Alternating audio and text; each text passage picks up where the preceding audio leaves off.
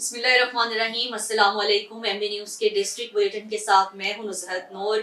Bulletin का बाकायदा आगाज कर लेंगे और सबसे पहले खबर शामिल करेंगे चिन्नौर से। राना तजम्मुल वसीम की खबर के मुताबिक जहां पर स्पोर्ट्स फेस्टिवल का आगाज कर दिया गया। करेला Rajput sports festival Iqbal stadium Faisalabad में मुनक्किद हुआ। मुख्तलिफ अजला से क्रिकेट टीम्स ने हिस्सा लिया।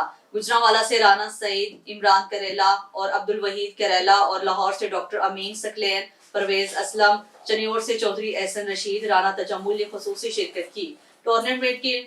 टूर्नामेंट की चैंपियन टीम ऑल करेला राजपूत पाकिस्तान इंटरनेशनल इत्तेहाद सरपरस्त सूबेदार राना अब्दुल गफ्फार, राना हारून और चेयरमैन मोहम्मद शहजाद सुहेल और टीम कप्तान गौहर की क़यादत में क्रिकेट का फाइनल मैच जीत कर टूर्नामेंट अपने नाम कर लिया। जीतने वालों को मेहमानों ने खुसूसी ट्रॉफी दी और खिलाड़ियों का जश्न मनाया गया। याद रहे कि फैसलाबाद की टीम क्रिकेट और गुजरांवाला में भी फातेह करार पा चुकी है।